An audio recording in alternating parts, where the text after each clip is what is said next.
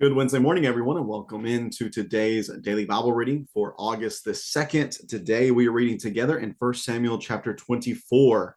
1 Samuel chapter 24. Yesterday we looked at the close call of Saul going up one side of the mountain and David going up the other side of the mountain.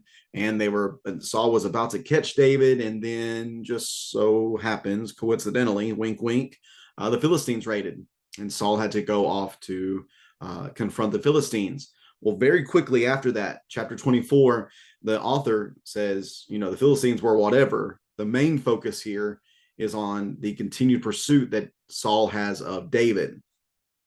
That's really the most important storyline in all this, is what is Saul going to do with David? So we're going to continue looking at that here in 1 Samuel chapter 24. I'll get the text up on the screen for us, and we're going to see where the tables begin to turn, where Saul might have felt as if he, still had some power in this whole struggle. We're going to see here in chapter 24 very clearly that if David really wanted to end this, he could end this. And we're going to see that here in chapter 24. We're going to see another instance of this in chapter 26. But today, I want you to pay attention to David, his focus being much more on the will of God and not his own, allowing Yahweh to work things out in this saga and not David taking matters into his own hands. I think that's really the main key point here of chapter 24, and we'll flesh that out a little bit after our read. So looking here together today, 1 Samuel chapter 24, verse number 1. 1 Samuel 24, verse number 1, when Saul returned from pursuing the Philistines, he was told David is in the wilderness near En Gedi. So Saul took 3,000 of Israel's fit young men and went to look for David and his men in front of the rocks of the wild goats. When Saul came to the sheep pens along the road, a cave was there, and he went in to relieve himself. David and his men were staying in the recesses of the cave. So they said to him, "Look, this is the day Yahweh told you about. I will hand your enemy over to you so that you can do to him whatever you desire." Then David got up and secretly cut off the corner of Saul's robe. Verse number 5, afterward, David's conscience bothered him because he had cut off the corner of Saul's robe. He said to his men, "As Yahweh is my witness, I would never do such a thing to my Lord, Yahweh's anointed. I will never lift my hand against him, since he is Yahweh's anointed." With these words, David persuaded his men, or restrained his men, and he did not let them rise up against Saul. Then Saul left the cave and went on his way. After that, David got up, went out of the cave, and called to Saul, "My lord, the king." When Saul looked behind him, David knelt low with his face to the ground and paid homage. David said to Saul, "Why do you listen to the words of people who say, 'Look, David intends to harm you'? You can see with your own eyes that Yahweh handed you over to me today in the cave. Someone advised me to kill you, but I took pity on you and said, I won't lift my hand against my Lord, since he is Yahweh's anointed. Look, my father, look at the corner of your robe in my hand, for I cut it off, but I didn't kill you. Recognize that I've committed no crime or rebellion. I haven't sinned against you, even though you are hunting me down to take my life. May Yahweh judge between me and you, and may Yahweh take vengeance on you for me. But my hand will never be against you. As the old proverb says, wickedness comes from wicked people. My hand will never be against you. Who has the king of Israel come after? What are you chasing after? A dead dog? A single flea? May Yahweh be judge and decide between you and me. May he take notice and plead my case and deliver me from you." When David finished saying these things to him, Saul replied, "Is that your voice, David, my son?" Then Saul wept aloud and said to David, "You are more righteous than I, for you have done what is good to me, though I have done what is evil to you. You yourself have told me today what good you did for me. When Yahweh handed me over to you, you didn't kill me. When a man finds his enemy, does he let him go unharmed? May Yahweh repay you with good for what you've done for me today. Now I know for certain you will be king, and the kingdom of Israel will be established in your hand. Therefore, swear to me by Yahweh that you will not cut off my descendants or wipe out my name from my father's family." So David swore to Saul. Then Saul went back home, and David went up to the stronghold. That is 1 Samuel chapter 24. Again, the most important thing in the mind of the author is not this, whatever this small conflict is with the Philistines, at least in the grand scheme of things, whenever the main focus here is on Saul pursuing David, not pursuing the Philistines, although that should be what he was focused on. That should be his main priority. Instead, he's focused on taking the life of this man whom he feels deserves it. But is that truly the case? Again, the picture that is painted for us here is that they're on their way to look for David again. They stop by these sheep pens, and there's a cave beside the road. Saul goes in to relieve himself, and David's men are actually right there. They're deeper in the cave. They're kind of in the nooks and the crannies of the cave, the real recesses of the cave. And David's men see this, and they're like, "Hey, David, this is your chance. This is your time to finish it." Because after all, Yahweh told you that I will hand your enemy over to you so that you could do to him whatever you desire. My question is, did God actually say this? Is this actually something that God told David he would give him? I'm not sure. I couldn't really find anything with this exact phrase. I mean, yes, Yahweh did say that the kingdom would be his and the throne would be his, and that he was his anointed king, but I don't think he ever says this exact thing. But this is what his men are thinking. So here we have a situation where the leader, where the followers of the leader are really going to push him to finish this, because you got to think about, David's not the only one going through difficult times with this. His men are as well.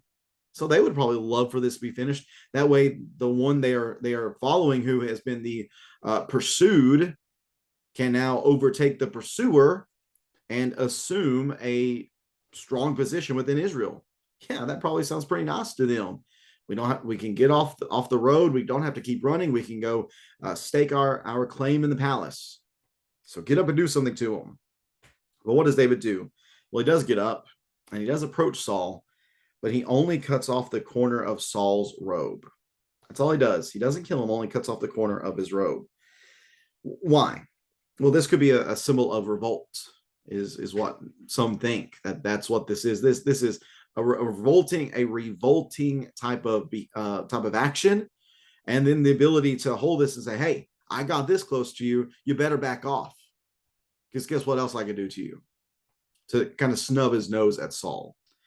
But David's conscience bothers him, because David knew it was not his right to kill God's anointed king. Even though Saul was a really poor king in so many different ways, David was not desirous to take things completely into his hands. We're going to see that in what he says to Saul. Saul, I want God's justice to be carried out. I don't want to carry out anything against you. It's not going to be me who repays you for what you've done. It's going to be God. So David has to really talk his soldiers down as well, because again, they're chomping at the bit to get this thing finished up. But he has to restrain them. He has to persuade them that no, that's not what we're going to do. As Saul's getting ready to leave the cave, in verse number 8, David gets up and confronts Saul in a sense. He falls down behind him, shows homage to him as the king, and just begs him, why are you listening to these people who say I'm going to overtake you? Here, right now, look at my hand. Here is proof that I'm not out to get you. Here is proof that I mean you no harm. I could have killed you. I was so close to you, and you had no idea that I could have killed you, but I didn't. So Saul, please take that to understand that I'm not out to get you. That's not what I'm seeking to do.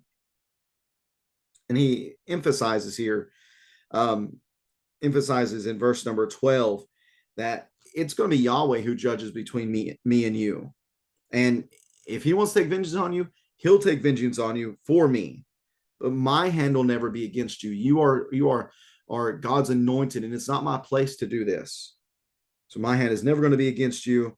And after all, why are you against me? Why are you after a dead dog, a single flea? I'm really no threat to you. That's the reality David expresses. I'm no threat to you. In your mind, you think I am. In your mind, in your polluted mind, you think this is the case, but Saul, that's just not who I am. May Yahweh be judge and decide between you and me. May he take notice and plead my case and deliver me from you. So Saul or David just launches into this. He doesn't give Saul any time. He just boom launches into this little spiel. And then Saul's like, "Oh, is that you, David?" And whenever he recognizes it is, he weeps. And he understands that, you're more righteous than I am. You've done what is good to me, even though I've done what is evil to you. You obviously have shown yourself to be this righteous man. And I haven't. And this is what's so frustrating to me about the whole story of Saul is that he has these moments of lucidity where he just sees things exactly as they are. And yet he still continues to do the wrong thing. He still continues to pursue David for no good reason. And you know what? He speaks here and he appreciates David for what he did. You yourself have told me today what good you did for me when Yahweh handed me over to you and you didn't kill me. Who does that? Who has who has an opportunity to overtake his enemy and doesn't do that?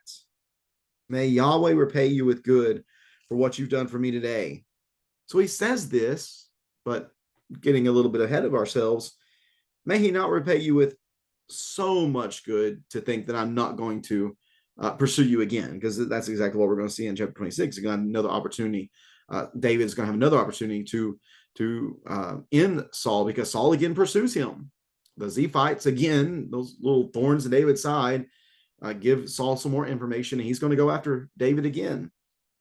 So again, it's just so difficult to see these moments where Saul sees things clearly, and then he turns right around after that and goes and does the wrong thing again. Verses 20 and 21. Saul knows that David would be king, and he knows that the king was going to be established in his hands. It's not going to be Jonathan.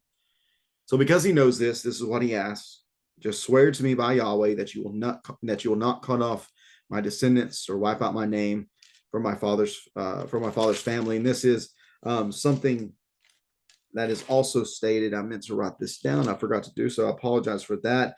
Another moment where David and Jonathan have the same sort of covenant made between them. Let's see if I can find it really fast here.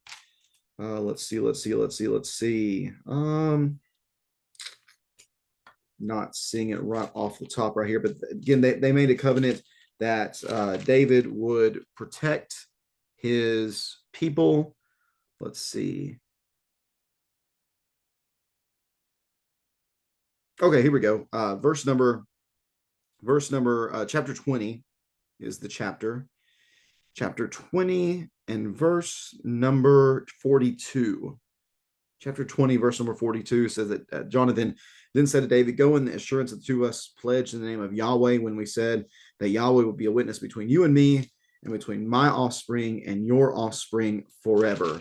So there would be this peace. There would be this peace between them that would extend. That doesn't seem to. I think there's another part that says it even more explicitly than that. Let's see here. I can't find it right now. I'll see if I can find it and make mention of it later on. But anyways, this is something that I believe Jonathan and Saul have already talked about some, that David would take care of Jonathan's family. And now here we have Saul expressing the same thing, which again is going to be one of the things that is in the background of the story of Mephibosheth. That's going to be later on in the Samuel or within the story of David's ascension to the kingship and then living and then ruling as the king. Again, though, verses 20 and 21 to me just really rub me the wrong way. That Saul will do everything that he has done and then expect that David will do what's right. Now, granted, David is going to do what's right in this respect. But again, to me, it just shows the polluted thinking of Saul. He's just not thinking clearly. Nothing's right in his head. Again, it's the paranoia, it's the anxiety, it's just so much of what's going on with him that leads him to really do a lot of things that are just nonsensical in my own mind. But for the moment here in chapter 24, David swears to Saul about this. Saul goes home. David and his men go back to the stronghold. And now we're kind of wondering, okay, well, what's next then? What's next for David? Well, what's next for David?